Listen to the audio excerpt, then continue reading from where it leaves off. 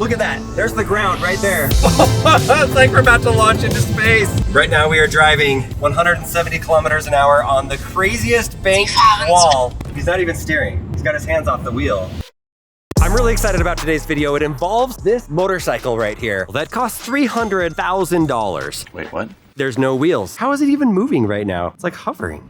I am in Germany, southern Germany today with Mercedes-Benz, testing out some of their active safety features. Okay, that stopped. I did nothing? You did nothing. So there's a couple things that I want to do today.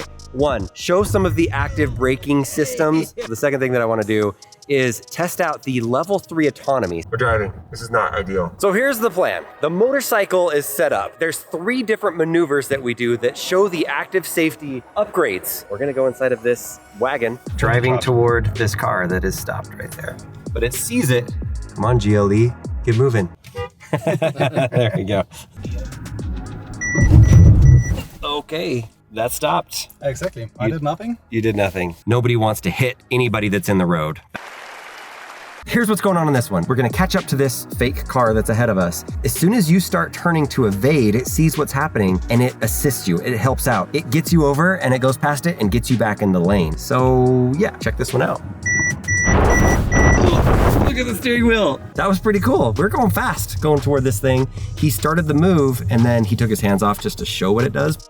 Next time will be the motorcycle. Don't see a motorcycle yet, just a car driving. Then the motorcycle goes behind it. We go to turn. Oh my God. All right, so now motorcycle's waiting for us. There he is. We're gonna try to hit this guy. Here we go.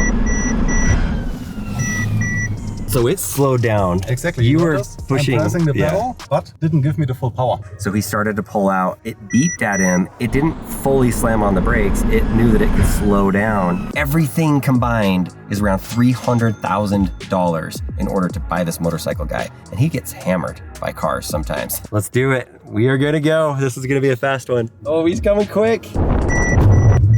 Okay. Oh, that was a good one. It was scary watching the motorcycle come. It wasn't even a person and I was scared for him. So how exactly does this work? This is the van. They have all of the different things set up inside of it so that it'll send a signal and everything will operate properly. So if we open up the door on this FBI van, we see the man back here and a dummy, a random friend here, another dummy. Hi. And then he's controlling and monitoring everything that's going on. He's even got a big red button that sends the nukes if he pushes it. And then you can look out the window and he can see it visually with his own eyes, but then also kind of sees all the data and everything that's happening. So this is the setup. The seat even goes backwards. How cool is this van? Goodbye, secret agent. I'm wearing a vest. We just got approval to go into the area that nobody gets to go. Like, nobody's ever filmed this. This is a really interesting place. So they've gone through and they wanted to find a way to test these cars, obviously for safety, for comfort. So they've built some of the bumpiest roads you've ever seen, this concrete that just moves. These cars, they just came up with the idea, how about all the cars that we test here, we'll just put in this little thing into the software and then it can just drive without a person in it. You could hear the wheels a little bit squealing as they were going over it, which is really nice. All right, this is the coolest thing that I've seen here, and they actually are letting me film it. This one right here is 70% incline. Here's the 80% hill. This is the 100%. And 70 to 80% doesn't sound that steep, but it is. Believe me, this is really steep, 80% incline. Not a lot of cars can make it up the 80% incline. 100%. My shoes are very grippy. We're gonna run down. Yep, we're down. Oh my gosh. I'm impressed, and it makes me want to get a job as a test driver engineer. It looks like we're in Mars right now. 170 kilometers an hour on the craziest banked wall. It is actually kind of scary. Oh my goodness. This is really, really steep. He's not even steering. He's got his hands off the wheel. Remember earlier when I was on the banked thing and I was trying to climb up it, it was 100%, which is super steep. This wall is 114% incline. Look at that. There's the ground right there. I feel bad because at the beginning of this video, I promised you 2 things. And now you've got like 10 different things I apologize for over-delivering on this video. Everybody hears about autopilot with Tesla. Autopilot. I have the FSD, whatever the fanciest, latest and greatest from Tesla is, where it does drive around. That is level 2. So one of the big differences is with my car, I need to be the one that takes over all the time, that's watching the road. If I look away for too long or don't touch the wheel, then the car beeps at you or it shuts down or it pulls over on the side of the road.